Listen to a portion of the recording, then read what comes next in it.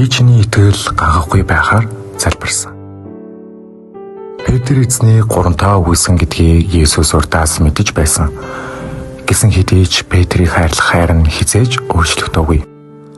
Түүнчлэн Есүс өөрийн үхлийн хөв тавилангийнхаа өмнө ч Петрийн төлөө зуучлан залбирсан билээ. Есүсийн залбирлыг харуул Петр өөрийг нь 3-5 үгүйсэхгүй байг гэж гуйлгүй, харин Петр 3-5 үгүйсгсэн ч итгэл нь хангахгүй байг гэж залбирсан юм. Есүсийн энэ зуучлалын залбирал нь биелсэн. Иймээс Петр зүрхнээсээ гашуудан эзнийг үгүйсгсэн ч гэмшиж дахин сэргэн итгэл дүүрэн элчийн амьдралаар амьдарсан билээ. Тэр шөнө Петрийн төлөө залбирч байсан Есүс өнөөдөр ч мөн бүх итгэгчдийн төлөө зуучлан залбирсаар байна. Эзэн биднийг огт нүгэл хийхгүй байгаасай гэж биш, харин нүгэл үлдсэн ч гэсэн эзэндээ итгэх итгэлээ алдахгүй байхаар тусалдаг. Үнэн дээр нүгэлт чанар бидний дотор одоо ч байгаа бөгөөд бид энэ дэлхий дээрх уруу татлах сорилтууд донд амьдарч байна.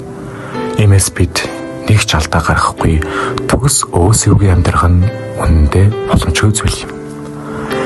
Эзний зуучлалын залбирал нь бидний нүгэл үлдлээж итгэлээсээ холдуулгүй, эзэнд итгэн найдаж дахин эхлэхэд тусалдаг.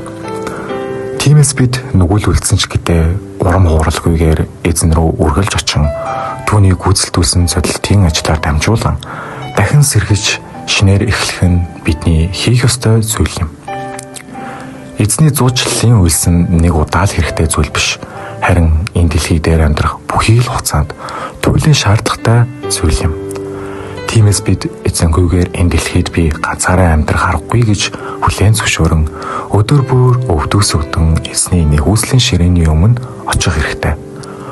Унаж бүдэрсээр байгаа надад эзэн хадаастай гараа дахин сунгаж намайг өргөн босгодог. Миний сул дорой байдал намайг эзнээс холдуулах бус, харин ч түүнд найдахад хүргэдэг.